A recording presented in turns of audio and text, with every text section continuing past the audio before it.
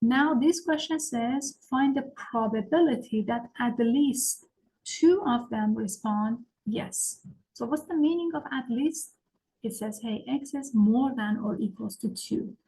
When you're using binomial function in your calculator, you need to follow these steps to find the probability that x is at least k. So first you need to type in 1, then subtraction, binomial, CDF, N, P, and K minus 1. So take a look. We type in 1, subtraction, second, bars, and you need to find binomial. Take a look. CDF. I'm not working with binomial PDF. I need to work with binomial CDF. So hit enter. The number of tries, you ask 4 people, right? So it should be 4. P, the probability of success is 62% or 0.62. Now the x value is not 2. The x value is 2 minus 1. You have to do a little bit of algebra here and then hit paste and you find the probability to be 0.843. If the question doesn't say anything about rounding, you're going to type with 3 digits, 0.843. If it says, hey, round it to 2 decimal, you get 0.84. So that depends on the question. Let's go back to our lecture note. Again, the probability that x is more than or equals to 2 is the probability of 2 plus probability of 3 plus probability of 4. If you add all of these together, you get 84.3%. And if the question says, hey, round your decimal to 2 decimal place and write it as 0.AB, you get 84% or 0.84. This is the answer that we are looking for.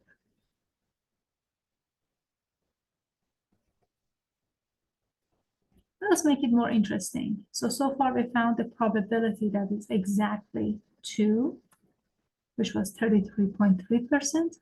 We found the probability that it is at least 2, following the function here. Now the question says, hey, find the probability that it is fewer than 2, less than 2. So when it says less than 2, it means that you're working with this function now.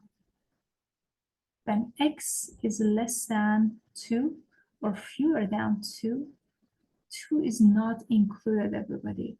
It's the probability that x is equal to 1 plus the probability that x is equal to 0. To use your calculator, you're going to use binomial CDF, N, comma, P, comma, K minus 1. So let us take a look at our calculator. So let us pull up the calculator and then show you what to do now.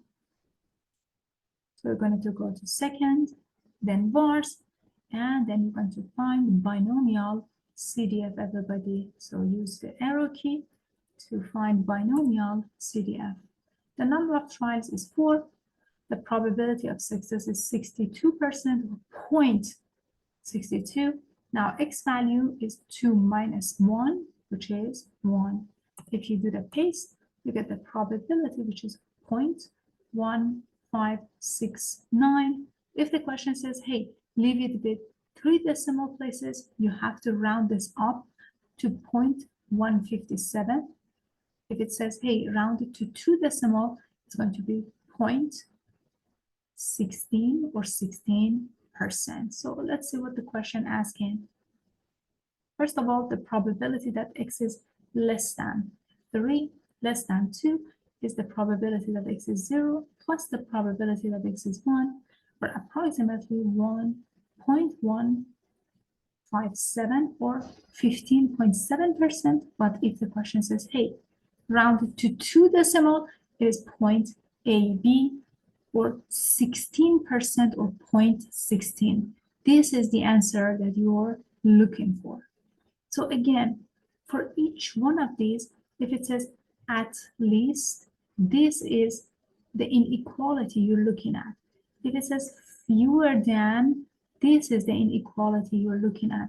And for each one of them, you have a different step, different types of functions to follow.